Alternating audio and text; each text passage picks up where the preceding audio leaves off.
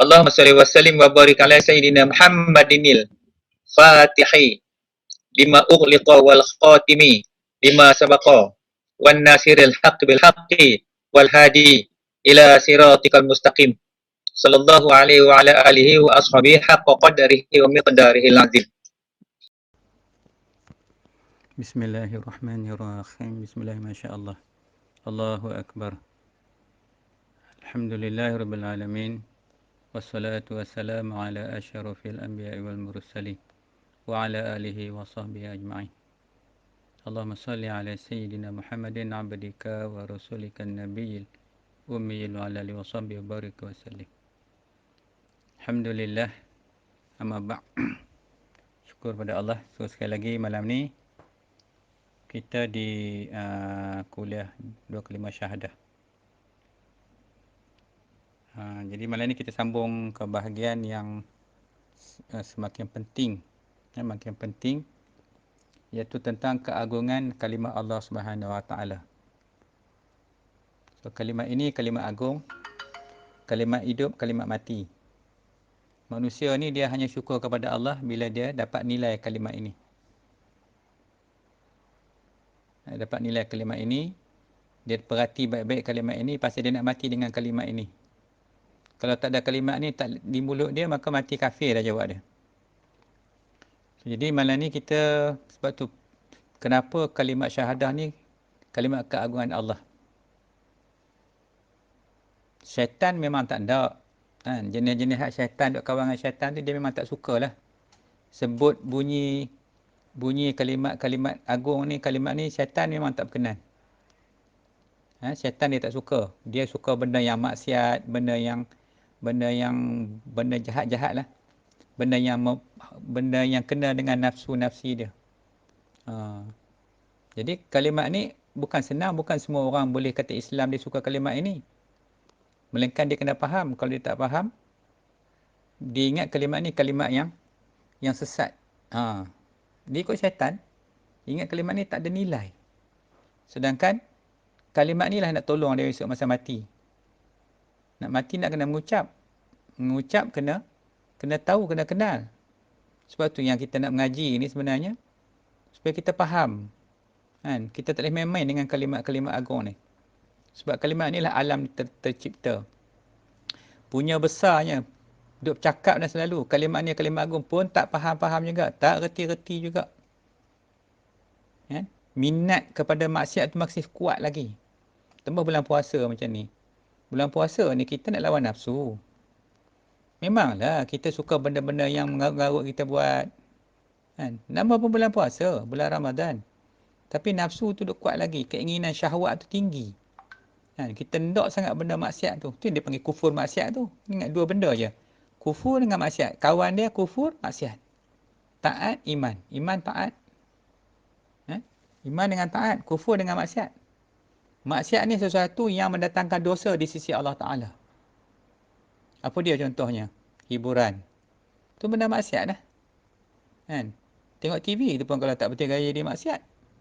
Bila ada benda maksiat yang tak boleh membawa kita kepada syukur kepada Allah, kepada mengingat kepada Allah, maka dia jadi maksiat. Dengar radio pun maksiat. Tambah irama, lagu-lagu dan sebagainya itu. Semua itu adalah perkara maksiat yang ditegah dalam Islam. Tapi kita ni mabuk dunia ni, orang mabuk dunia dia kan peduli. Cakap 10 kali, dia kan dengar. Bukan Allah kata ada telinga, pekak. Tak mau dengar. Telinga tu ada tapi degil. Dia nak mempertahankan nafsu-nafsi juga. Sebab tu kalimat ini susah nak masuk dalam hati orang yang tak bersedia untuk terima tu. Kalau kita mengucap syahadah pun, kalimat tu dia lari gitu ya. Dia tak lekat atas hati tu. Sebab apa? Atas hati tu duduk simpan lagi banyak lagi benda-benda kufur maksiat tu. Kita ni mengaji ni nak buang benda jahat tu, tak tahu bila mati, tengah duduk seronok mati. Berapa ramai manusia tengah duduk seronok mati. Dia ingat tak mati lagi. Dia ingat dia sihat tak mati. Mati bukan sebab sihat. Sampai masa mati, tak kira lah. Tengah bawa kereta ke, tengah duduk dengar lagu ke, tengah tengok TV ke. Macam-macam lah. So jadi, ini kita kena ambil berat. Benda-benda kena ambil berat. Sebab benda agama ni, macam kita dah sebut selalu lah. Benda agama ni bukan benda seronok. Dia tak ada istilah seronok benda agama ni. Dia benda sungguh-sungguh, benda serius. Sebab tu Nabi dia tak senyum, Nabi dia tak gelak. Pasal dia ambil faham agama tu sungguh-sungguh. Pasal kita sedang berhadapan dengan Tuhan. Tuhan sedang mendengar apa yang kita buat. Tuhan sedang melihat apa yang kita buat. Kita bukan tak tahu, kita tahu. Kamu tahu tak Tuhan melihat kamu tahu, tapi nak buat juga. Tapi nak buat juga benda jahat tu. Sebab dia nakkan nafsu tu, nak layan nafsu tu kan. Jadi benda-benda yang benda maksiat ni, kalau hari tu kita dah cerita dah macam mana kisah-kisah tentang apa nama ni, iblis. Iblis maruah tu yang suka sangat bawa kita kepada irama, bawa kita kepada muzik. Dan iblis pun dah cakap, kan? Iblis cakap muazzinku seruling. Aku adalah imam kepada segala kejahatan. Makmumku tu alat-alat muzik yang lain. Jadi alat muzik ni dia pengaruh pada hati. Bila kita minat kepada benda macam itu, maknanya hati kita dah mula rosak dengan kejahatan. Bila jahat masuk dalam, dia jahat hal lain lah. Dia jadi jahat lain. Adab dia hilang, akhlak dia mula hilang dah. Sebab tu bahaya benda ni. Sebab tu dalam tasawuf, kalau kita mengaji nanti, tasawuf tu dia tak bagi benda tu. Dia larang benda-benda keseronokan tu. Tambah-tambah yang main dengan lagu-lagu sebagainya. Cuba tengok orang yang menyanyi tu, asyik yang amat-amat. Tak kira waktu dah. Kan? Sebab tu, jadi, mana dia syahadah dia? Yang kata dia mengaku Allah tu Tuhan yang disembah. Sebab bila dia mengaku Muhammad tu Rasulullah, dia kena ikut Muhammad. Apa yang Muhammad suruh dia buat. Apa yang Muhammad larang dia kena tinggal. Baru ada perkataan wa asyhadu anna Muhammadar Rasulullah, maknanya dia membenarkan kerasulan Nabi Muhammad sallallahu alaihi wasallam. Jadi dia mengaku dengan lidah je, dia tak buat, maka pembohong itu dia panggil saksi dusta. Dia tak mau ikut. Dia nak ikut dia juga. Dia keras dengan diri dia juga. Sedangkan dia bukan tak boleh, dia kan tak boleh ikut. Dia tahu. Tanya dia tahu. Dia jawab. Manusia jenis dia cakap pandai lah. Ni ramai jenis macam ni yang suka cakap pandai ni. Sebab tu dia tak jujur dalam mana bila dia mengucap dia kalimah syahadah. Pasal tu bila kita tekankan tentang pengertian asyhadu tu berat. Sebab dia pengisytiharan. Aku tahu dan aku kenal. Perisytiharan tu. Dia mengisytiharkan diri dia tu bahawasanya dia mengaku dah tak ada Tuhan disembah melainkan Allah. Dan dia dah mengaku dah bahawa Muhammad itu pesuruh Allah. Maka apa yang Muhammad suruh, dia kena jadi orang yang sami'na wa ata'na. Apa dia dengar, dia kena taat. So, jadi itu benda-benda yang paling penting dalam pengertian bila kita mengaji dalam bab-bab ni. Tujuan mengaji ni nak kecilkan ruang kejahilan tu, nak besarkan lagi ruang ilmu tu. Sebab tu bila kita faham ilmu tu, kita akan jauhkan diri kita daripada benda kufur maksiat tu. Bukan makin dekat. Bukan makin dekat. Macam setengah lah ni, rumah-rumah orang lah ni kan. Rumah-rumah modern lah ni. Suami bilik tu. Duduk depan tu. Dekat dewan tu. Duduk baca Quran. Yang depan sini, anak duduk buka sini. Duduk menyanyi sini. Patutnya bila orang baca Quran ni, kita kena diam dengar baca Quran. Tapi tak. Pasal tak faham adab. Sebab tu tengok macam mana adab. Betul adab ni penting. Adab ni kadang dalam rumah sendiri. Adab ni pun banyak adab yang kita tak ikut. Kita suruh ikut nafsu kita. Kita ikut apa yang kita rasa sesuai, kita ikut. Jadi tak sampai hasrat kita untuk nak capai wa asyhadu anna Muhammadar Rasulullah. Benda ni berat. Pasal dia, bila kata sebab tu kita tak boleh dahaka langsung kat Muhammad, kat Rasul tu. Kita kena ikut sungguh-sungguh dia. Sebab besok, dia nak jamin kita, nak syafaat kita. Kalau kita tak ikut di akhirat besok, dia kata, kamu kena ikut aku pun. Kamu tak ikut aku, kamu ikut Tauhid, kamu ikut syaitan tu, kamu ikut nafsu kamu. Kita masalah ni kita duk megah lah. Apa kita buat. Tapi kita tak tahu siapa nak syafaat di akhirat besok. Sebab tanpa syafaat Muhammad, siapa-siapa pun tak boleh lalu siratal mustaqim tu. Kena daripada syafaat Rasulullah dulu. Jadi Nabi akan tanya balik, kamu ikut aku tak masa di dunia dulu? Kamu tak nak ikut. Kamu ikut apa yang kamu nafsu kamu suruh. Sekarang ni kamu pergilah ikut nafsu kamu. Pergilah nak masuk syurga, kena ikut nafsu kamu. Tu Adam punya apa? Nabi Ibrahim mencari Nabi Muhammad, nak minta syafaat masuk dalam namanya syurga, nak lintas siratal mustaqim, punya takut. Takutnya. Sedangkan kita pula tak mau ikut Nabi. Duk ikut nafsu tu kuat sangat. Ni, maksiat tu, lepas tu istilah kufur maksiat ni istilah paling berat. Dia kufur maksiat. Dia mesti kawan. Macam tu. Dia mesti pasang itu. Kufur maksiat. Maksiat ni kalau kita mengaji, kita tasawuf tu, maksiat hati, dia 7 anggota jawarih. Dia akan kira balik satu-satu. Maksiat lidah, maksiat telinga apa. Dalam penawar bagi hati itu terang-terang dia cerita dalam tu macam mana maksiat yang dilakukan oleh telinga, oleh mata, oleh tangan, oleh kaki, oleh syahwat. Cerita satu-satu. Tu dalam penawar bagi hati kalau kita mengaji ilmu tu. Nak faham sebab nanti dalam kubur nanti ditanya lidah, ditanya telinga, ditanya mata, ditanya tangan, ditanya kaki, ditanya hati, ditanya syahwat. Apa kamu dah buat dengan lidah kamu? Apakah kamu buat dengan telinga kamu? Apakah telinga kamu untuk mendengar kalimat-kalimat Allah atau mendengar maksiat, mendengar lagu-lagu hiburan, mata melihat benda-benda maksiat, tengok cerita-cerita yang asyik-asyik macam itu. Semua akan ditanya. Bukan kita lepas sebab kiraman katibin kiri kanan tu sebab tu beriman kepada malaikat wa malaikatihi. Beriman aku akan malaikat. Mana kiraman katibin tu kita kena beriman bahawasanya malaikat duduk kiri kanan duduk catat. Hak kanan catat yang baik, hak kiri catat yang jahat. Asal maksiat dia tulis. Asal maksiat dia tulis. Kan? Duduk dalam maksiat, duduk dalam tengok TV benda-benda maksiat tu sejam. Sejam tu dia tulis. Hak kiri tu dia catat. Sejam tu maksiat. Lepas tu kadang-kadang kalau kita mengaji tambah umur pada tua ni kan. Kalau budak muda tu bukanlah kata boleh, tak juga boleh, tapi budak tahu je lah orang muda kalau dah tua pun masih duk buat perangai budak tu something is going wrong lah. Maknanya ada benda yang tak kena pada hati kita tu. Hati tu dah berat. Maknanya kena tu kata Imam Ghazali, cukup 40 tahun je kalau hak baik tu sikit, hak jahat tu banyak, kamu siaplah kamu. Dia kata maka bersedialah untuk masuk ke dalam neraka. Sebab kegelapan hati mazmumah tu. Kita ingat main-main. Kita kalau kita mengaji lagi, macam-macam adab ada. Dalam rumah tangga, adab suami isteri. Macam mana? Dalam kitab Muhimmah tu cerita, habis itu ambil hadis-hadis Rasulullah, cerita adab antara suami isteri macam mana. Anak dengan mak macam mana. Anak dengan ayah macam mana. Cerita habis benda tu. Tu bila kita tak mengaji, jadi kita akan langgar peraturan-peraturan tu. Dia adabnya penghormatan. Contohnya adalah kan isteri dengan suami.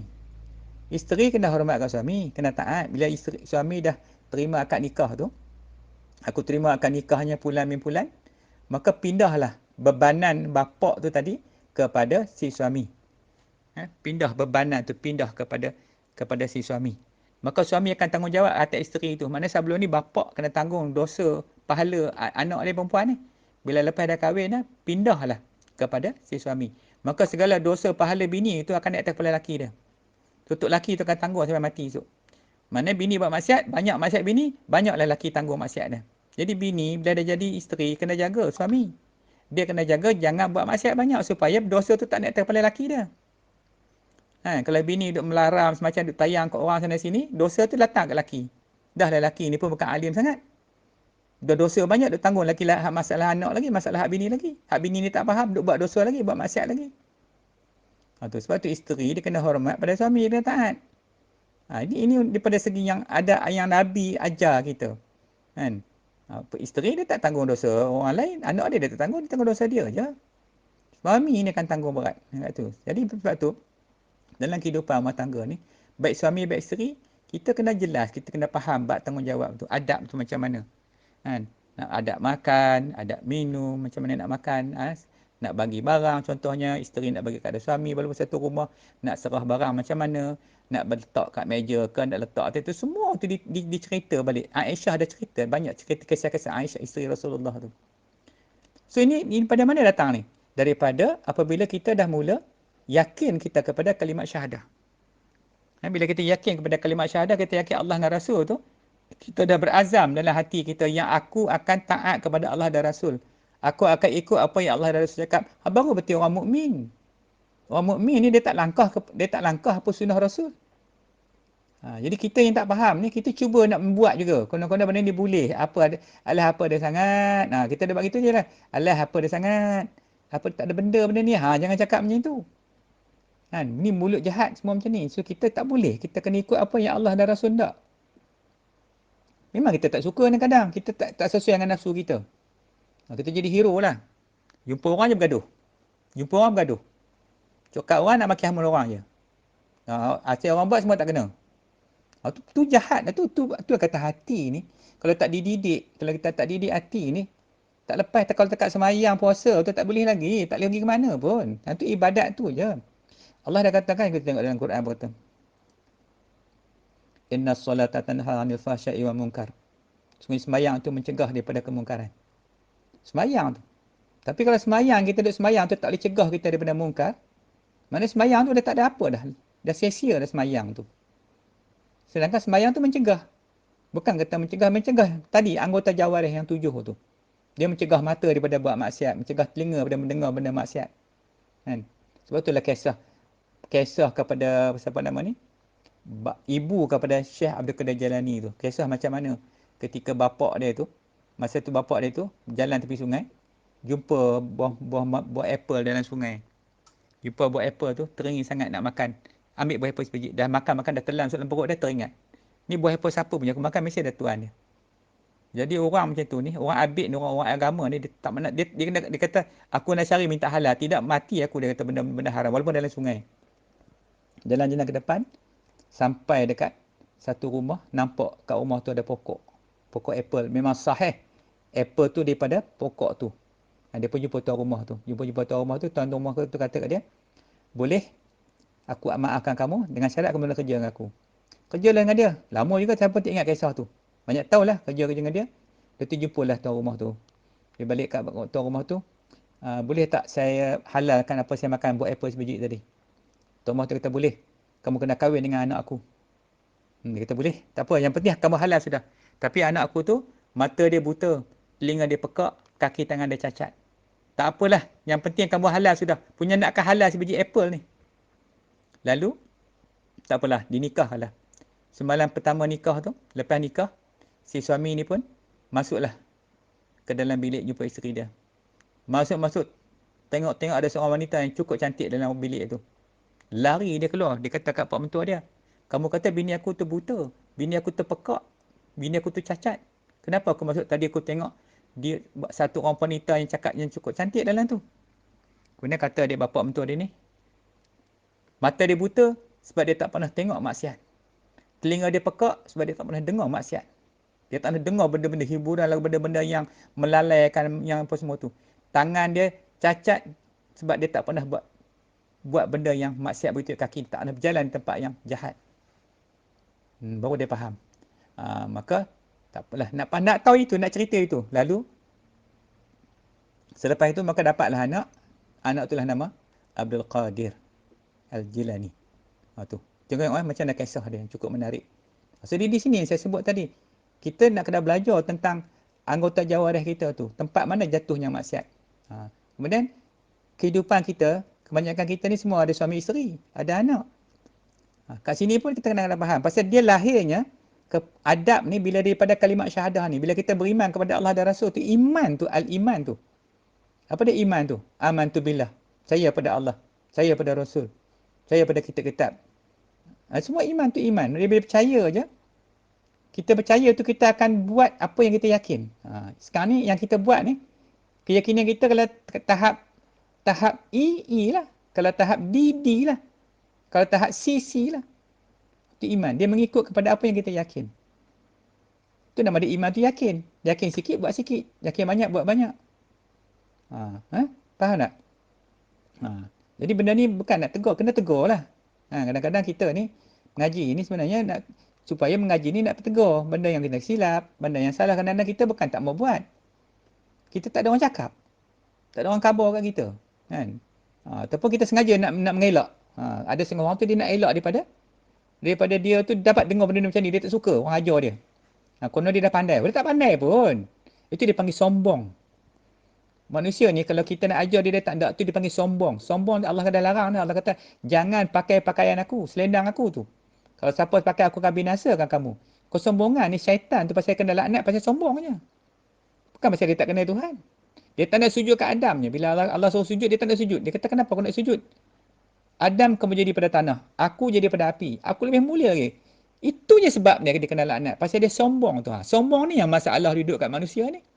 Bila dia sombong, kita tak nak tunduk kat orang. Kalau isteri pula, duduk keras dia tu lah. Tak nak tunduk kat suami dia. Tak nak dengar cakap suami dia. Macam dia tu pandai sangat. Hang pandai ke tak pandai, kena ikut. Ini dah ditetapkan oleh Allah. Ini dia panggil hukum syarak. Bukan pasal masalah laki tu kerja kecil, kerja pion. Bini tu doktor. Laki kena ikut bini. Bukan macam itu. Lah ni dunia hari ni lagu tu lah. Kalau bini kerja besar, balik rumah laki yang dia kuli kat rumah. Tak boleh. Sebab Islam dah ada dah. Yang kita belajar awal kemarin pada bab hukum syarak. Apa dia hukum syarak tu? Hukum syarak tu hukum Tuhan. Allah suruh buat macam ni. Isteri taat kat suami. Anak taat kat mak bapak. Murid taat kat guru. Dah tetap dah benda tu. Kalau tak nak ikut, pergi duduk dunia lain. Macam tu. Sebab tu hukum syarak ni tegas. Sebab tu Imam Syafi'i bila dia susun balik fiqh ni, nak jadi faqih bukan senang. Dia susun ikut apa yang Allah dengan Rasul tak. Sebab Nabi tu utusan Tuhan. Hak Nabi bawa tu semua hak Allah punya. Hak Nabi bawa kat kita ni semua hak Allah, bukan hak Nabi. Nabi tu utusan, wakil Allah. Nabi dah tak ada ulama' bawa pula. Hak ulama' bawa tu hak Nabi, hak Allah. Bukan hak ulama' tu punya. Yang ulama' ni susun ni, hak Allah, hak Rasul. Dia susun mudahkan kita balik. Dia faham tak? Sebab tu bila saya tak mau tajuk syahadah ni awal-awal sangat, kuliah ni. Pasal dia berat. Dia berat sangat. Nak kita faham dia tu kan. Penghayatan tu tinggi. Sebab tu saya mulakan dengan mabadi dulu. Apa dia fiqh, apa dia tauhid, apa dia tasawuf. Kita kena faham step by step, step by step. Bila kita faham tu, maka kita jadi mudah. Kita dah yakin, kita jadi taat. Tak apalah. Bila taat ni, taat kat Allah ni, apa kita nak? Kita buat apa yang Allah suruh. Taat kat Nabi, apa yang Nabi suruh. Taat kat guru kita, apa yang guru suruh. Taat kat kedua ibu bapa kita, apa yang dia suruh. Kita tak lawan. Kita tak lawan. Mak bapak kita dia suruh apa kita ya. Jangan lawan dia. Pun tak boleh. Neraka lah kita. Tu, dengan ingat. Sebab tu bila masuk dunia perkahwinan ni, kena ingat isteri kena ra'i. Mak mentua dia, bapak mentua dia. Suami macam tu juga. So both side kena win-win lah. Fair lah. Tu. Ni sebab tu. Jadi ketaatan ini yang paling penting. Sebab tu bila kita melakukan penyaksian kita kepada Allah dan Rasul, semua benda ni contents dia. Ni kena bahagian ni kena jaga. Bahagian ni kena jaga. Lepas tu ulama' susun lah. Nabi dah atur dah. Ulama' susun je apa yang Nabi cakap tu. Bagi cantik. So kita jadi mudah. Kita follow je. Nak follow tu lah memang yang paling susah kali. Datangnya perangai syaitan tu. Sombong syaitan masuk dalam perutnya. Tak jadi apa dah. Dia keras dia juga. Manusia ni masa dia sihat ni dia keras. Tapi ketika di atas katil, ketika bubuh ventilator ke, ketika masuk ICU ke, masa tu baru dia tahu dia keras macam mana. Lepas tu kita tak nak. Lepas tu kadang-kadang orang benci kat kita bila kita bawa sifat-sifat sombong tu. Manusia ni orang benci bila kita layan sombong kita. Orang pun tahu. Alah dia tu memang perangai macam tu. Biar orang tahulah. Kalau orang tu baik, orang akan sebut. Oh dia tu cakap benda dengan orang. Orang akan sebut hak baik dia tu. Jangan risaulah. Kalau kita baik, orang akan sebut yang baik tu. Bagus dia tu. Ni tak kalau orang jumpa ni sombong dia tu tengok. Tu jadi jaga. Jadi jangan ikut perangai syaitan. Okey. So ini sebagai mukadimah. Saya nak jelaskan macam mana tentang pengakuan keimanan. Iman ni hebat. Dia menundukkan segala sombong kita. Bila iman tu ada kat kita, segala kesombongan kita tu akan ditundukkan. Kufur maksiat tu akan keluar macam tu. Selagi kita kata beriman tapi kita tak beriman, maka jadi badui. Itulah yang Allah kata tu. Katakanlah kami hanya Islam, sedangkan iman belum masuk ke dalam hati kami. Ada dah tu bukti tu. Zaman Nabi tu pada puak-puak badui tu. Jangan jadi kat kita macam itu. Kita dah mengaku kita Islam mukmin. Tapi kita belum mukmin lagi. Sebab Islam ni boleh buat, kebanyakan orang boleh buat Islam, sembahyang, puasa, apa semua tu. Tapi masalah mukmin tu yang jadi paling rumit. Nak mencapai darjat mukmin. Pasal dia beriman. Iman, betul saya ada sebut. Iman ni benda yang kita kena terima balik. Yang 3 perkara yang kita selalu sebut tu. Iqrar dengan lidah, tasyrik dengan hati, amal dengan anggota jawarih. So ini paling penting dalam kehidupan kita. So kita nak mulakan tentang pengajian syahadah ni. Banyak benda. Saya insya-Allah yang ni, tajuk ni saya akan sentuh bahagian ni. Bahagian kita ambil sikit kalau nak cerita, nak baca kitab Muhimmah ni. Kitab Muhimmah ni antara suami isteri ni rasa jenuh nak baca kitab tu. Kan senang nak habis. So saya sentuh lah. Mana-mana tajuk penting. Ada bahagian penting kita sentuh. Pasal kita nak peringat. Dia mengajar macam ni. Kita bukan nak marah pun. Kita nak peringat. Takut lupa. Tak ada siapa nak marah pun. Kan? Orang kata kalau tengok tutup guru mengajar tu bukan nak marah kita. Dia nak peringat kita. Jangan buat silap. Esok kamu menyesal. Penyesalan yang tidak ada patah balik dah. Dan tutup mata je. Khalas. Habis dah. Ni sedang hidup ni. Sebab tu saya sebut mari masa nak mula kita beramal, apa kita nak buat? Pertama kita minta dengan Allah. Kita keluarkan diri kita cepat-cepat. Segera keluar daripada wilayah atau daerah kufur dan maksiat. Cepat-cepat. Keluar. Nak keluar tu macam mana? Kita kena mengucap balik. Keluar mengucap balik sebab kena duduk tempat iman dan Islam. Kalau tidak sembahyang tak sah. Sembelih kambing tak sah, sembelih ayam tak sah. Puasa tak sah, semua tak sah kalau selagi kita beribadat duduk dalam daerah kufur maksiat. Dia kena segera keluar. Dia kena mengucap tu. Tu kita kena mengucap tu penting. Nak niat nak puasa esok hari pun mengucap dulu. Islam dulu baru mengucap, baru niat. Tu patut kalimah dia penting sangat-sangat.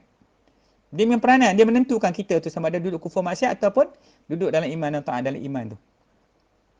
Kat sini kegagalan selalu kalau kita tak faham. Kita sambil lewa je. Lepas tu orang kata mengaji kena mengaji syahadah dulu. Tapi kita ni pergi sekolah apa semua, cerita pasal sembahyang, puasa, zakat, haji. Syahadah tak belajar. Tu tak ada adab. Bila tak ada adab, orang panggil apa? Kurang diajar. Bahasa sekarang ni kurang ajar lah. Tak diadab. Tak ada adab. Dia tak kira orang ni ke orang muda dengan orang tua. Sedangkan kalau ikut Imam Ghazali tu, kalau kita jumpa dengan orang tua, kita kata apa? Kita hormat dia sebab apa? Kita kata dia, pakcik Alhamdulillah, pakcik dah ni tua, pakcik mesti banyak ilmu lagi, pakcik masih amal pada saya. Itu cara Imam Ghazali ajar.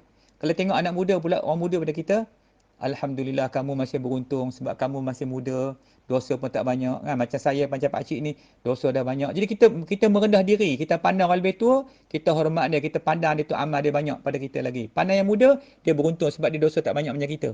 Jadi kita ni duduk di tengah-tengah. Kita ni lah paling jahat sekali. Nak pandang. Supaya kita jangan jadi angkuh. Mana kita meraihkan. Tengok yang muda macam ni, yang tua macam kita hormat. Raih ni yang paling, adab ni yang paling rumit. Sebab adab ni, dia datang daripada iman. Dia bukan boleh buat pura-pura. Pura-pura tu nama dia munafik.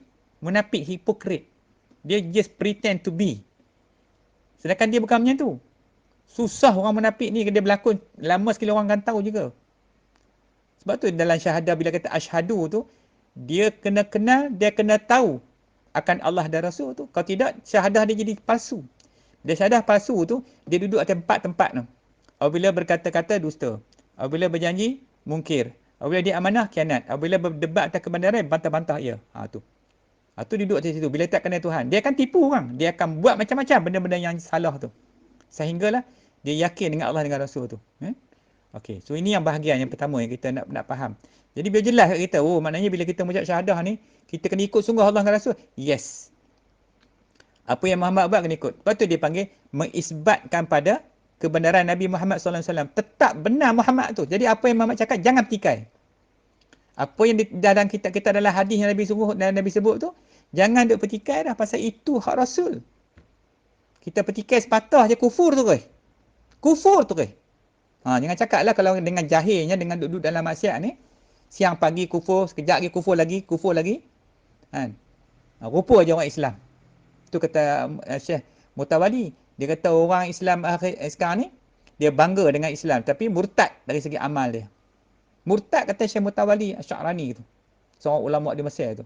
Orang Islam bangga. Dia orang Islam macam ni, tengok dia buat sembahyang, tilawah Quran, puasa, haji.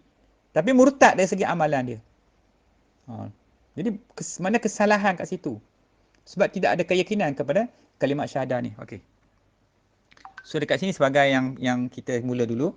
So jadi kejap lagi saya sambung sikit lagi. Ni sebagai mukadimah nak bagi jelas. Kadang-kadang benda-benda macam ni kalau kita tak sebut, orang anggap kita main-main. Jadi kita sebut je lah. Bukan sebut tu nak sentuh, nak bagi supaya kita jangan ulang lagi kesalahan-kesalahan kita tu. Jangan ulang lagi. Benda ni bila kita dah istighfar, dah taubat dah, jangan ulang lagi benda yang salah. Kita mengakulah tu kesalahan kita. Dia senang je dengan Allah macam ni. Kita mengaku, ya Allah, aku yang silap. Macam kisah Balqis dengan Nabi Sulaiman tu. Akhirnya dia mengaku depan Nabi Sulaiman, dia telah menyembah matahari. Patut dia sembah Allah, bukan dia tak tahu. Tu. So, sama dengan Abu Jahal, Abu Lahab. Bukan dia tak tahu syahadah. Kalau dia mengucap, dia kena tinggal agama Tuhan-Tuhan ulak, Lata dan Uzza tu. Tapi dia tak nak. Dia tahu kalau aku mengucap syahadah, aku kena tinggal, aku kena ikut Muhammad. Dia tak nak. Kita pun sama juga duk berkeras. Bab ni kan betul. Baik, alhamdulillah. Tadi panjang sikit yang mukadimah tu. Nak bagi jelas kita nak emphasizekan. Nak kena ada penekanan kat situ. Sebab yang paling kita risau sekarang ni akhlak. Adab tu. Adab ni kalau ada ilmu pun tak ada adab, tak guna orang tu. Yang kita paling takut sekali kalau dalam kehidupan kita rumah tangga ni, ni yang paling rumah tangga semua orang ada rumah tangga kan. Macam mana kita nak faham? Kalau kita nak kuliahkan kitab Muhimah tu kitab tu, Dia cerita tentang hadis-hadis Rasulullah. Macam mana dalam kehidupan. Suami dengan isteri suami macam mana. Hormat menghormati. Adab. Isteri nak kena macam mana. Memang berat lah. Sehingga Nabi kata kalau sekiranya boleh manusia itu sujud kepada manusia, maka akan aku paksa. Aku akan pastikan yang isteri akan sujud kepada suami. Benda berat tak berat. Tapi tak boleh. Hanya Allah saja yang boleh disembah. Sebab macam itulah maknanya maknanya dalam kehidupan ni, dalam kehidupan rumah tangga ni, sebab ditegaskan kat situ. Sebab tu kalau kita tengok Imam Mazhab Hanafi ni, kalau dalam rumah tangga dia memang strict. Memang strict gila lah kalau dalam rumah tangga ni. Baik suami isteri tu memang, suami tu cukup strict. Tu. Dia lain kalau mazhab Hanafi tu. Kita Imam Syafi'i ni sebenarnya sama juga, tak ada beza pun. Cuma kadang-kadang tak faham. Buat imam suami atau isteri dia tak faham dia nak duduk kat mana. Dia nak duduk kat mana, dia nak position diri dia tu kat mana. Sepatutnya bila dia dah kahwin dia kena faham. Dia dah tahu dah, bila dah kahwin dia kena faham apa dia patut di mana dia nak letak diri dia ni. Dengan suami dia macam mana. Adakah dia tukang masak saja ke, tukang basuh baju saja ke, atau dekat mana lagi. Itu nak kena faham baik-baik. Mungkin ada setengah isteri dia sampai tu pangkat dia mula benci kat lelaki dia dah. Datang perasaan. Tambah zaman sekarang. Zaman sekarang ni, zaman handphone ni, zaman FB ni, banyak dah isu-isu maksiat yang berlaku. Bila duduk dalam tu jempol alumni, bekas boyfriend, bekas girlfriend, ajak keluar dating, kemudian berzina. Nampak tak? Setan dah mula dah. Sebab tu kena hati-hati. So bagi isteri apa suami kena beringat. Main bab-bab macam ni tu kena jaga. Kalau tak boleh kontrol, jangan duk layan benda betul. Pasal dia memang bawa kepada maksiat. Tu tujuan FB. Dia nak orang kenal. Dia nak kita banyak friends. Supaya kita boleh buat maksiat banyak. Tu tujuan Dajjal. Kita tak faham. Kita seronok. Kita ingatkan FB ni untuk kita buat itulah kenal ni. Jangan. Berapa orang boleh tahan? Ramai orang tak boleh tahan. Banyak yang dah binasa dah dengan sebab itu. So bila berlaku hubungan macam ni, maka dia bila isteri ni dia kena lebih minta izin kat suami nak buat apa benda pun. Sebab benda tu dia akan jadi jatuh dosa pada dia. Jatuh nusyus. Nusyus ni dia buat kesalahan. Dosa tu. Tu. Memang berat. Siapa suruh? Mana datang hukum? Allah. Nabi yang ajar. Ini yang datang dari Rasulullah. Allah yang perintah. Bukan kita mandai-mandai. Mungkin zaman sekarang perempuan tak suka macam tu. Tapi dia kena ingat. Bila suami akad nikah, perempuan akad nikah, suami akad nikah. Suami yang terima. Suami yang terima apa? Kabul tu. Kabul tu. Ijab tu aku kata bapa dia aku nikahkan nikah. Suami kata aku terimakan nikahnya. Ambil semua tu. Jadi suami yang bertanggungjawab tu. Maka perempuan macam mana hebat sekalipun, dia kena taat. Itu nombor satu. Lepas taat pada Allah, taat Rasul, taat ibu bapa, tu suami tu. Bila suami dah kahwin, taat kepada suami. Taat kepada ibu bapa, dah tak ada dah. Dia tinggal sikit lah. 5%. Macam tu lah kita kata. Katalah 5% lah. Kat bapa dia. Masih ada lagi tapi sikit. Kepada suami itu dia kena letak 95% lah. Kita bagi 800 macam tu. Mesti ada lagi mak bapak tu tinggal mana. Betul. Baik. Jadi di sini kita kena emphasize. Kalau baca kita tu memang panjang lah. Tapi insyaAllah kita akan selang-selir supaya tak boring lah mengaji ni. Ada benda-benda pengajaran. Ada benda iktibar. Saya sebut tadi. Mengaji ni nak cari mana kelemahan kita. Bukan kita nak marah. Tak ada siapa nak marah pun. Tengok Allah Ta'ala marah kita macam mana. Sikit lah Tuhan marah. Hak marah dia besar biji sawi lah. Dia hantar COVID kat kita. Tutup dunia ni. Lengang satu dunia. Bukan kecil. Satu dunia lengang. Tapi rahmat Allah Ta'ala tu sangat banyak macam lautan yang tak bertepi luas je. Tapi sikit biji sawi. Tu Allah marah. Kita pun macam tu juga. Kita bukan nak marah. Kita mengaji ni, adab mengaji ni nak mendidik. Tu tujuan mengaji. Mana ada mengaji nak marah-marah kat orang? Salah lah kalau orang beranggapan, ustaz tu nak marah-marah kat orang. Salah anggapan tu. Mengaji ni nak didik supaya jangan buat dah. Benda tu salah. Macam itu. Faham tak? Tu kaedah kita mengaji. Jadi jangan duk pandang negatif. Bila orang tegur kita tu, orang tak suka kat kita.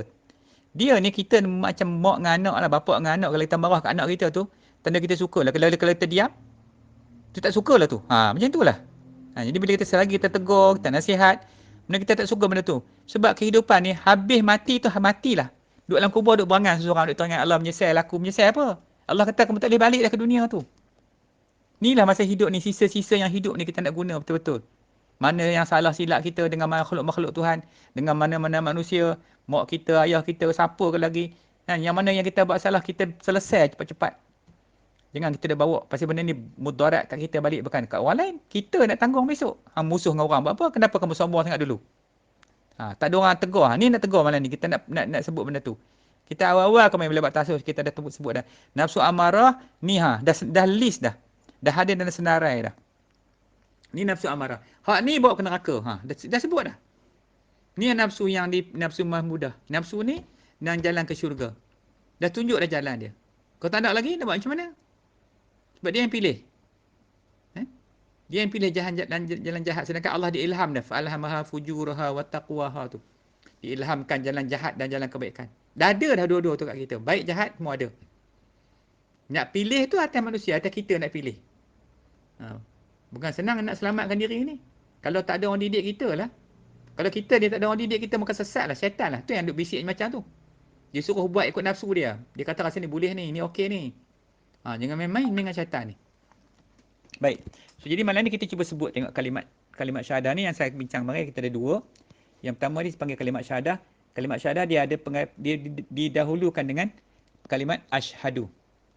Bila asyhadu tu kita tahu dah. Ini dipanggil kalimat syahadah. Asyhadu alla ilaha illallah. Asyhadu alla ilaha illallah. Wa asyhadu anna Muhammadar Rasulullah. Anna Muhammadar Rasulullah. Baik. So bila pengakuan ni nanti kita akan pergi pasal demi pasal pengertian dia, kan? Macam mana kita nak dapatkan kalimat ini. Tu. Jadi mengaji ni itulah kelebihan dia. Daripada kita tak reti, daripada kita jahil murakab tu, nak pergi kepada berilmu ni bukan senang, kena mengaji. Jadi asyhadu tu nanti kita sebut kemudian. Dia maksud dia tu aku bersaksi. Itu lazimnya yang kita sebut aku bersaksi. Sebenarnya dia banyak lagi sebutan-sebutan kat situ. Aku bersaksi, aku berjanji setia, aku mubayyi'ah, aku beriktikad, aku bersumpah. Kata Imam Abu Hanifah, bermakna asyhadu tu adalah nashhadu kata dia. Sebab aku bersumpah. Maknanya aku bersumpah, aku berjanji, aku mubayyi'ah, aku beriktikad, aku bersaksi. Maknanya pengertian tu semua membawa maksud aku tahu, aku kenal. Jadi dia nak istihar, nak mengucapkan pengakuan ni adalah dengan dia kenal dan dia tahu kepada mana dia nak syahadah kata tu. Kalau kepada Allah dalam kalimat syahadah tauhid, dia harus kenal dan tahu akan Allah Taala itu. Tu yang dah belajar sifat 20 tu. Supaya kita kenal Allah dan Allah tu. Kemudian wa asyhadu, dan aku bersaksi. Aku bersumpah, aku beriktikad, aku mubayyi'ah. Sesungguhnya Muhammad itu adalah pesuruh Allah. Muhammad Rasulullah. So kita emphasizekan pada Muhammad Rasulullah tu. Subjek kita adalah Rasul tu. Muhammad Rasulullah tu. Jadi Nabi yang kita isbatkan. Kita tetap pada ucapan kita tu. Nabi itu yang kita isbatkan. Wa asyhadu tu.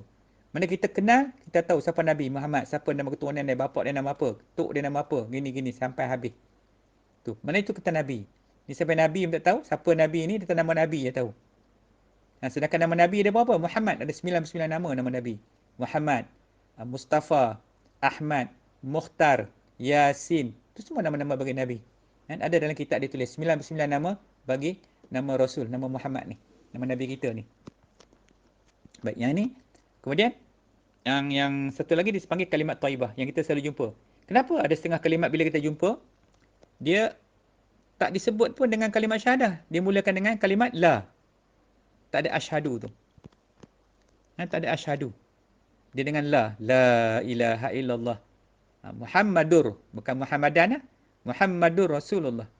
La ilaha illallah Muhammadur Rasulullah. So kalimat ini adalah kalimat thayyibah dipanggil.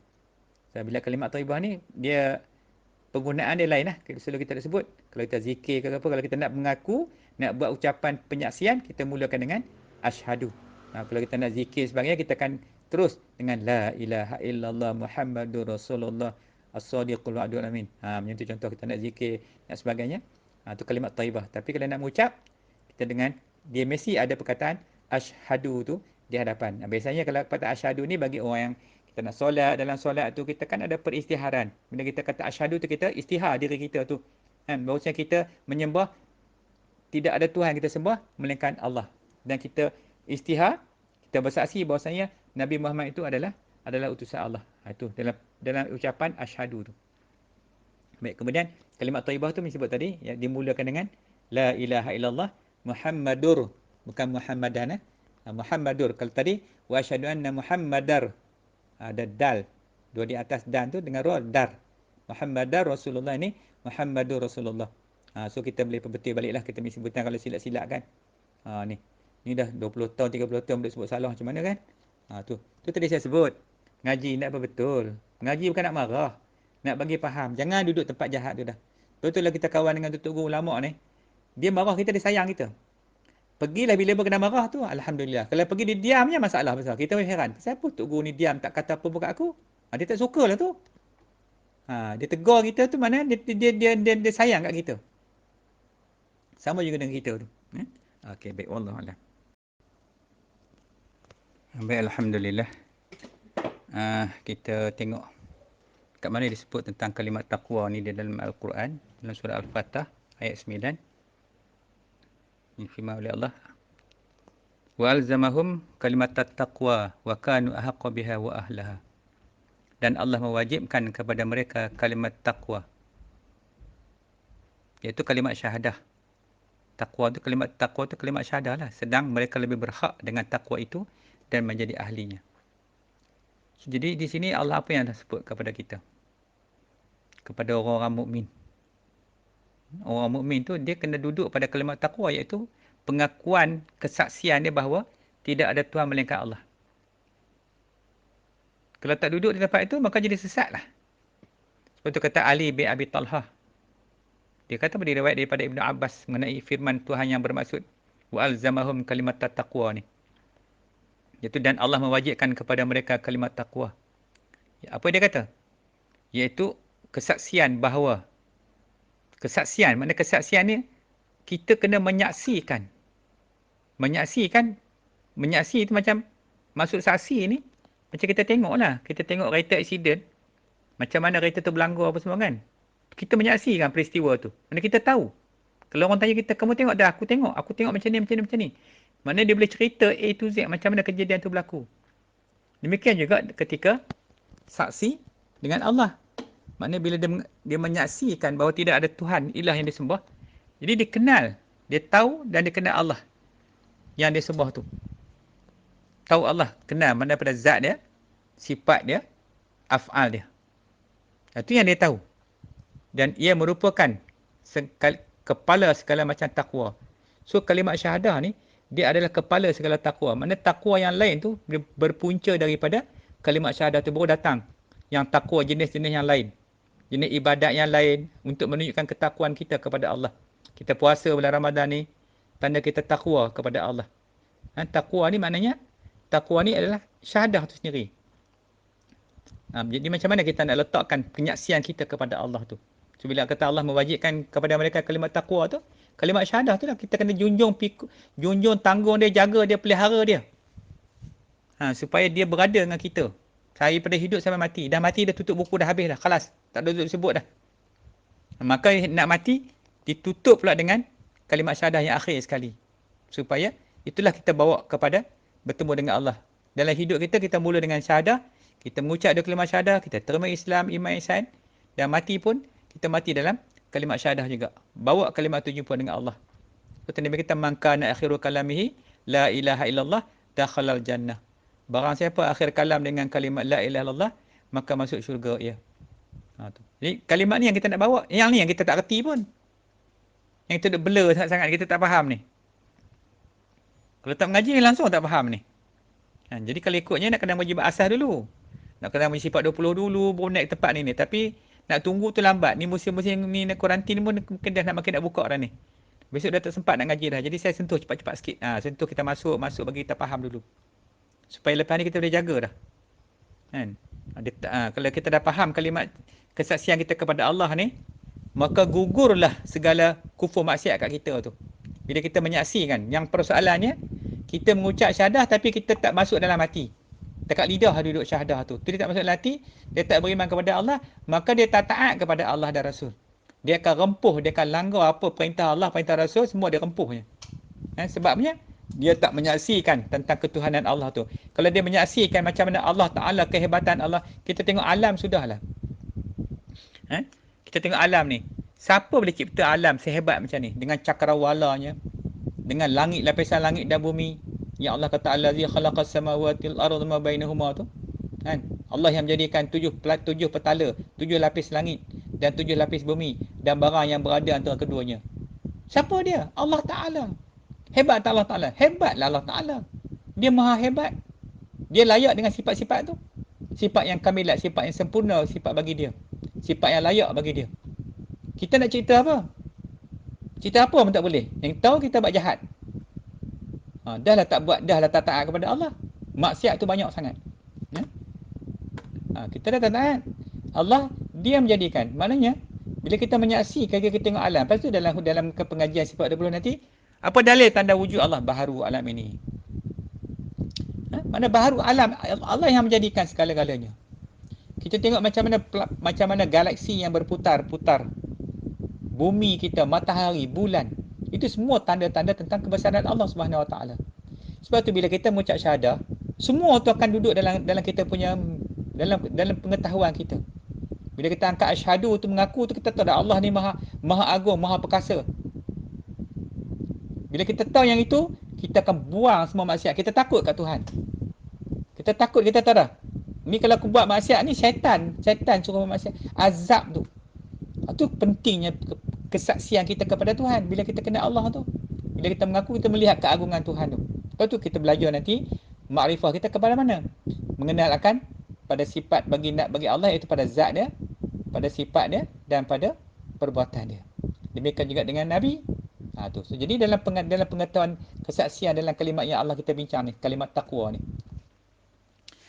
Sebab itulah tengok orang, kenapa kita heran orang alim ulama, kenapa mereka begitu taat kepada Allah. Sehingga orang offer dunia dia tolak, dia tak minat dengan dunia ni, bagi dia tak ada. Kita ni kebulur kalau cerita pasal dunia ni, berebut-rebut nak bergaduh tak apa. Nyanyi nak dunia dapat kat aku. Sebab kita tidak menyaksikan tentang keagungan Allah Subhanahu Wa Taala. Kalau kita menyaksikan itu dalam ucapan syahadah, kalau kita tahu syahadah tu, kita tak ngaji asyhadu tu, kita nak ngaji hak lainnya. Kita ngaji, kita faham, baru kita tahu macam mana hebatnya. Kenapa kita kena tunduk kepada Allah Subhanahu Wa Taala. Tak boleh jadi kufur, jadi syirik, tak boleh. Sebab Allah yang menentukan segala-galanya. Baik. Kemudian apa lagi disebut kat sini? Wa kanu ahaqqa biha wa ahlaha. Dan adalah mereka berhak dengan kalimat taqwa itu dan patut memilikinya. Siapa dia? Siapa yang patut, yang berhak atas kalimat taqwa tu, kalimat syahadah itu, dan patut memilikinya? Iaitu orang-orang Muslim. Orang Muslim lebih berhak atasnya. Dan mereka memang pemiliknya. Pasal dia yang istihar, dia yang mengucap syahadah, yang berimannya. Dia iqrar bil lisan. Dia dah ambil, dia terima syahadah tu. Iqrar bil lisan wa tasydid bi qalbi wa amalan bil arkan. Duduk tempat iman tu.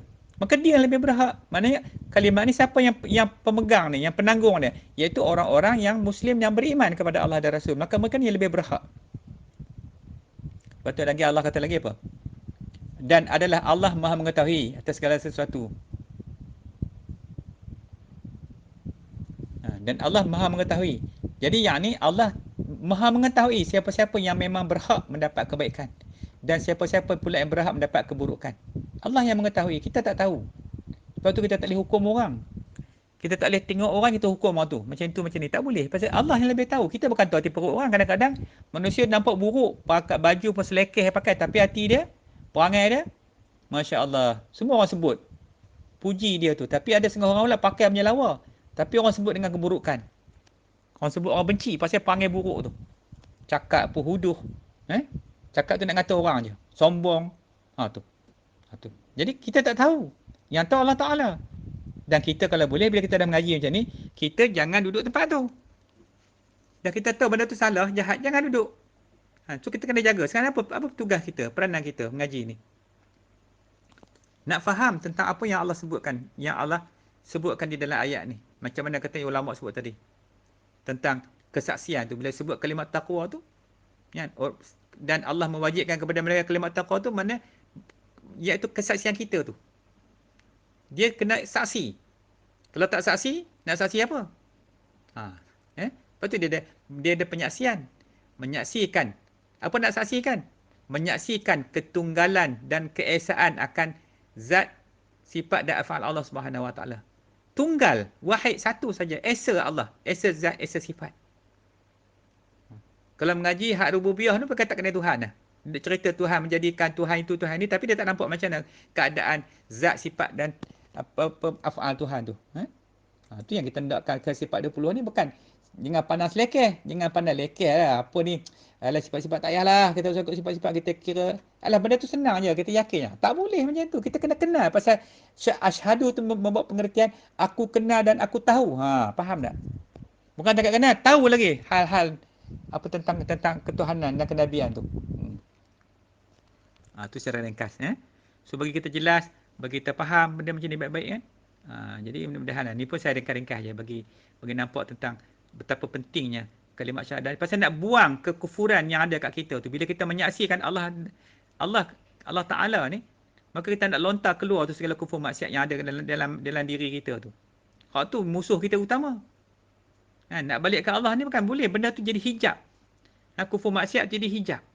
Kita semayang, puasa, semua buat. Tapi kita duk buat maksiat juga. Maksiat kecil-kecil yang kita tak nampak ni. Yang kecil-kecil ni maksiat ni. Apa dia maksiat? Sesuatu yang melalaikan. Tu je maksiat. Lalai, leka, ghaflah. Lalai, asyik, benda lalai. Dan kita tanya, dapat pahala tak buat tu? Tu nak tahu maksiat. Dapat pahala tak? Kalau tak dapat pahala, maksiatlah nama dia. Lepas ni tanya tengok. Apa yang kita nak buat tu tanya. Ni aku duk lepok kedai kopi ni sejam 2 jam ni, dapat pahala tak? Kalau tak dapat, maksiat. Dah tak ada pahala, maksiat lah. Apa lagi? Kalau kita tengok TV lama sangat tu, tengok kebukan, cerita kebukan. Ataupun dengar radio, ataupun dengar muzik, ataupun buka handphone tu. Apa saja, macam-macam ada. Yang meleka, melalaikan kita sehingga kita lupa kepada Allah, maka itu nama dia maksiat. Kalau 2 jam, 2 jam. 3 jam lah maksiat. Kita terus ada tengok kat orang. Kita mengaji, kita faham, kita buat sendiri. Tanya diri kita sendiri. Kan?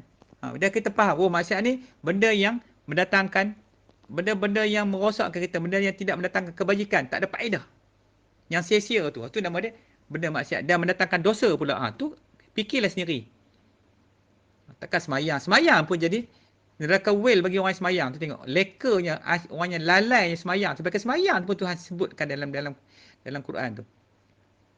Tambah pula benda lain luar semayang dia, lagilah banyak. Dunia ni pun tipu daya juga, maksiat juga. Jadi masa bila kita duduk dalam iman dan taat? Cuba cakap. Cerita tengok. Dekat mana kita duduk dengan iman dan taat? Sedangkan masa kita tu habis duduk dalam maksiat. Semayang tak sampai 5 minit. Lepas masa semayang tu, habis semayang tu, start lah. Buat itu, buat ini, benda tak faedah tu. Jadi inilah masalah kita. So ambil faham benda ni, ambil faham. Wallahualam. Alhamdulillah. Baik. So jadi kita tengok sekejap tentang bagaimana yang disebutkan oleh seorang ulama Mesir yang sangat masyhur, iaitu disebut sebagai almarhum Muhammad Mutawalli Asy-Sya'rawi. Apa kata beliau? Siapa beliau ni? Jadi dia kata, dia ni umat Islam hari ni amat berbangga dengan agama Islam yang dianutinya, tetapi mereka murtad dari pengamalannya. Sebab apa? Yang katakan murtad tu, dia tak faham amal dia buat tu. Tapi dia nak buat juga. Itu bila dia beramal tanpa ilmu tu batal. Al-amalu bil ilmi mardud. Amal yang dibuat tanpa ilmu tu tertolak. Sebab tu kata dia lagi, maka barang sesiapa yang mengatakan sesuatu perkataan. Dia 3 kita ni manusia ni 3 ya. Lidah, anggota, hati. Jatuh salah satu tu, kafir lah. Contohnya, dia mengatakan dengan perkataan melalui lidah dia. Atau dia melakukan sesuatu dengan perbuatan dia. Atau i'tiqad dia dengan suatu pegangan. Mana-mana pegangan yang mengandungi ingkar hak ibadat. Ingkar dia melawan. Atau dia mengurangkan hak ibadat ni. Ni dia kata bukan. Hak Allah Ta'ala dia sedangkan undang-undang tu dah tetap dah. Syarak dah ada dah. Tapi dia kurangkan itu. Dia buat ni. Dia konon ni macam sekarang lah. Puak-puak sekarang ni dia macam-macam dia buat. Itu tak boleh buat lah, ni tak boleh buat lah. Atau diisbatkan hak ibadah ini. Atau sebahagian dari hak ini kepada lain daripada Allah. Sebab dia tetapkan yang ni bukan. Dia boleh buat kepada benda lain. Contohnya, bila ada kepentingan, dia pujanya makhluk. Dia pujanya contoh orang-orang politik. Nakkan pangkat, dia sanggup ampu. Orang tu sanggup ampu macam ni. Lain. Maka dia tidak menyembah kepada Allah, tapi dia menyembah kepada makhluk. Sebenarnya dia menyembah kepada Taghut.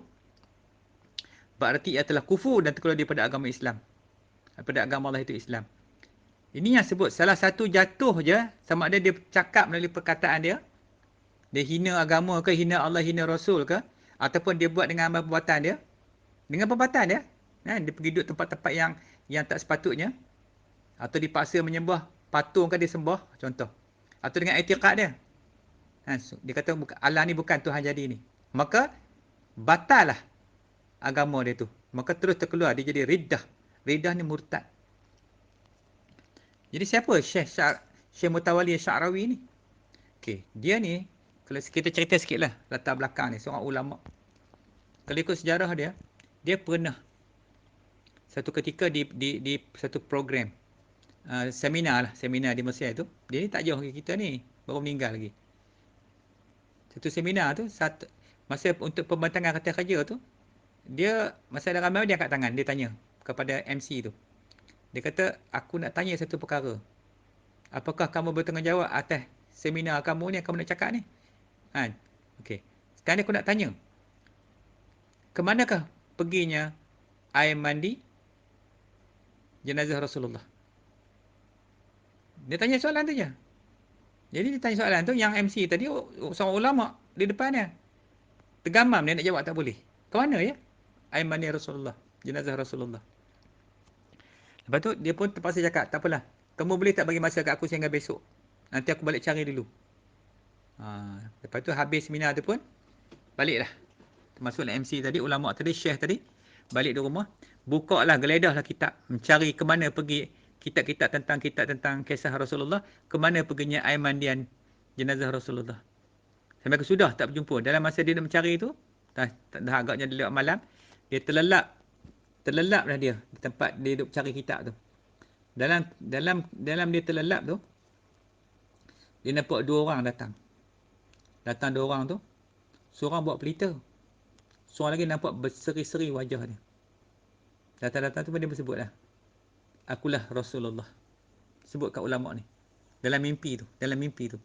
Kata adik seorang yang buat pelita tu, inilah Rasulullah. Dan dia berkata, ya akulah Rasulullah. Lepas tu, Rasulullah beritahu lah ke mana perginya air jenazah dia tu. Terkejut jaga. Tu tak apalah. Besok pergi lagi. Ada lagi seminar. Jadi dia pun tunggulah. Mana syekh ni? Yang Sya'rawi ni. Tak muncul-muncul. Dah habis selesai dah apa seminar. Dia turun cari. Jumpalah syekh tu. Dia bertanya, kenapa kamu tak tanya aku? Yang kamu tanya semalam. Jadi Syekh Sya'rawi jawab ke dia, kamu kan dah tahu dah jawapan dia. Kenapa kau nak tanya lagi? Tu jawab dia. Kamu dah tahu jawapan dia. Jadi apa jawapan dia? Apa jawapan disebut malam tu ketika Rasulullah jumpa dengan Syekh yang ulama tu? Dia kata sebenarnya air mandian jenazah aku tu, kata Nabi, diangkat naik ke langit. Dan diturun balik ke bumi. Setiap titisan air tu kalau ada jatuh di mana-mana tempat di atas muka bumi ni, maka di situlah akan terbinanya masjid. Tu nak cerita mulia sampai meninggalnya Rasulullah tu. Itulah jawapan dia. Maknanya di mana-mana saja air itu menitik, di situlah terbinanya masjid, Baitillah, rumah Allah. Jadi termenunglah dia yang ulama tadi. Dia bukan tak kenal, dia kenal syekh tu di Mesir je, orang Mesir. Ni Syekh Mutawalli Sya'rawi. Cerita orang-orang hebat, ulama-ulama di Mesir ni, so ceritalah. Kalau pergi Mesir tu, tengok ulama-ulama awliya-awliya ni memang cukup ramai lah. Dia ada Ayat Abdal, Nuqaba Abdal, Ahyar, Autat Ahlan Nubah. Ramai di Mesir ni. Negara Afrika pun ramai. Di semenanjung bumi Nusantara ni pun ramai. Indonesia pun ada, Malaysia pun ramai. Para awliya-awliya Allah. Jadi kita tu sibuk lah nak cari wali mana. Ni wali kan ni. Ni orang ni wali ke? Tak payah. Sebab kita dah ada Allah sebagai wali. Allahu waliyul ladzina amanu. Allah penolong bagi orang beriman. So kita duduk dengan Allah. Kemudian kita carilah tok guru kita. Rojoklah mana-mana guru mursyid kita. Duduk elok-elok dengan tok guru kita tu. Kan? Siapa boleh tak boleh tak usah peduli sangat. Yang penting kita tu nak kena baiki diri kita tu. So inilah bahagian pada malam ini yang kita lihat bagaimana tentang seorang ulama ni. Jadi persoalan dia, kenapa boleh jadi murtad pada amal atau lidah? Cakap boleh jadi kufur. Kalau tak jaga lidah ni, punca dia hati. Daripada hati tu, dia akan naik ke lidah, dia akan pergi ke perbuatan. Hati adalah raja. Lidah tu kan tahu apa? Lidah kita ni bukan dia tahu apa benda pun, dia hanya untuk nak bercakap. Baik pun boleh, jahat pun boleh. Jadi hati akan mengarahkan lidah. Kalau hati tu elok, keluarlah perkataan elok. Kan? Kalau hati tu buruk, buruklah perbuatan dia. Apa sajalah. I'tiqad ni sikit. I'tiqad ni paling sikit, paling silap sikit je. Sebab tu dalam masalah i'tiqad, kita kena ada jazam. I'tiqadu jazimun mutabiqal lil waqi'an dalil. I'tiqad yang jazam, yang putus, yang di dalamnya tidak ada syak, tidak ada zan, tidak ada waham. Kena yakin 100%. Baru dia tak jadi sesat, tidak jadi kufur. Kata kufur lagi, murtad, riddah. Ini hukum-hukum yang jatuh atas kita ni. Hukum tu dah ada dah. Siapa buat macam ni jadi macam ni. Siapa macam ni jadi macam ni. Tu dia ada kufur, maksiat, munafik, fasik, zalim, syirik, murtad. Tu semua benda-benda yang kita guna istilah satu je. Kufur, maksiat. Maknanya dia melengkapi. Nak panjang nak sebut boleh lah.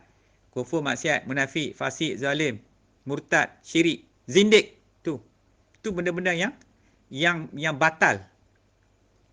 Bila kita sebut kufur, maksiat tu faham lah. Tu saya ada sebut tadi. Kena segera keluar. Bukan boleh tunggu dah. Nak tunggu malam kau nak bertaubat. Tak boleh. Bila sedar kita bersalah tu, mengucap lala tu juga. Kejap-kejap tu kena mengucap. Asyhadu an la ilaha illallah wa asyhadu anna Muhammadar Rasulullah. Mengucap terus. Takut tak sempat sekarang. Jangan tunggu malam. Nak tunggu bertaubat, nak tunggu nak bersembahyang taubat macam-macam cantik-cantik pun nak taubat. Jangan. Ini masalah dengan kalimat syahadah. Tu kalau kita faham, kita faham betul-betul, kita menyaksikan ketuhanan dan ketunggalan dan keesaan Allah Subhanahu Wa Taala ni, maka dia akan mengubah segala perangai kita hak buruk-buruk tu. Pasal kita dah menyaksikan Tuhan Maha Agung, Tuhan Maha Hebat. So kita akan berlemah lembut. Sebab tu Islam ni, yang datang ke Nusantara ni, orang Melayu ni asalnya lemah lembut sebab ikut panggil Nabi. Ikut akhlak Nabi. Hak kemudian ni dengan cakap lah, keras terpacak lah. Keras kong kata orang. Perangai tu. Tegak, kira bid'ah sesat ni, kafir ni dihukum kat mulut mereka lah. Tu. So jadi kita nak buang hak buruk tu. Inilah benda yang kita dah sebut ni. Sama ada perkataan kena jaga, lidah kena jaga, ni anggota kena jaga, i'tiqad kena jaga. 3 benda ni. Kalau kita mempertikaikan segala hukum syarak ni, batal terus. Walaupun semayang. Kan? Inilah kita solat bersama puasa macam ni. Tapi, kita tak jaga. Tentang kita tidak ada i'tiqad yang jazam. Tu berat ya. Tu boleh kita tahu hukum tu berat. Kan benda main-main benda ni.